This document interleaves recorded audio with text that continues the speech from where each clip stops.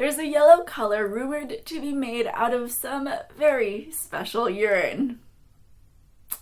Hey guys, it's Karin. Welcome back to Little Art Talks. Today, let's talk about Indian yellow. Indian yellow is a transparent yellow pigment used in oil painting and watercolors. It's water-soluble and luminescent, making it especially vivid and bright in sunlight. It was favored for its great body and depth of tone. It was fairly stable in direct sunlight, but faded rather quickly in artificial light and in the dark.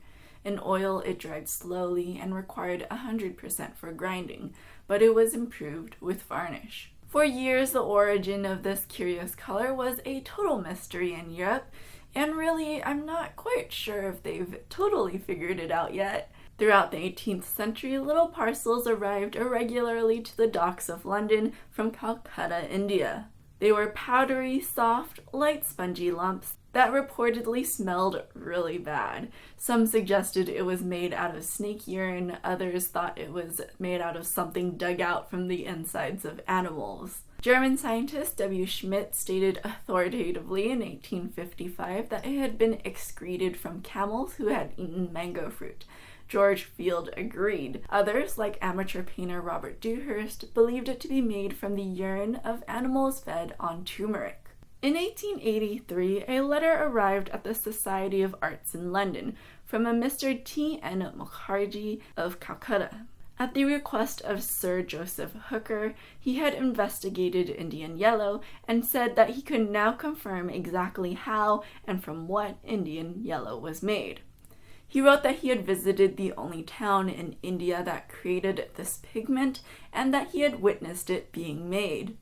According to his letter, Indian yellow was made from the urine of cows fed on mango leaves. The cows would then urinate on demand into buckets. The liquid was cooled, then concentrated over a fire. It was filtered through a cloth, and the sediment was collected into balls. They were then dried over a fire in the sun. Importers in Europe would then wash and purify the balls, separating greenish and yellow phases. He also added that the cows looked very unhealthy and were said to die early. According to rumors, this letter, or at least the industry it described, spurred on protests, which culminated in laws passed sometime between 1890s and 1908, which prohibited the making of Indian yellow. This is due to the cruelty towards the cow, which is a sacred animal in Hindu tradition. By the way, not everyone believed that Indian yellow was made of urine. MJFL Merimée wrote in The Art of Painting in Oil and Fresco that a possible source for the yellow lake was an extract from a tree or a large shrub.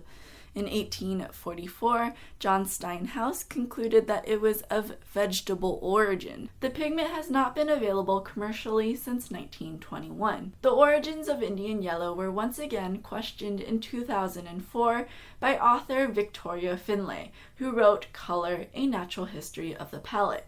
In the book, she describes her search, and she found no records or laws or news articles about the banning of the production of this pigment. She visited the town in Mukherjee's letter, but found no evidence of the color ever being produced there. The locals had never heard of the practice. So, what is up with this letter? Maybe it was all just a fabricated story, one in which he attempts to reassert Indian traditions into the then British-occupied Bengal. Maybe it was all just a joke, or maybe it was such a tightly held secret that no one in town knew about it, or maybe no one really ever cared, and the grandchildren of the people who made this pigment have really just forgotten all about it. Whatever the truth is, you've got to admit, this really makes you question the stories you hear. I hope you guys enjoyed this video, and if you want to keep watching more history of color videos just like this one, I'll have a playlist in the info cards above. Thanks so much for watching. Please like and subscribe for more videos, and I'll see you guys next time.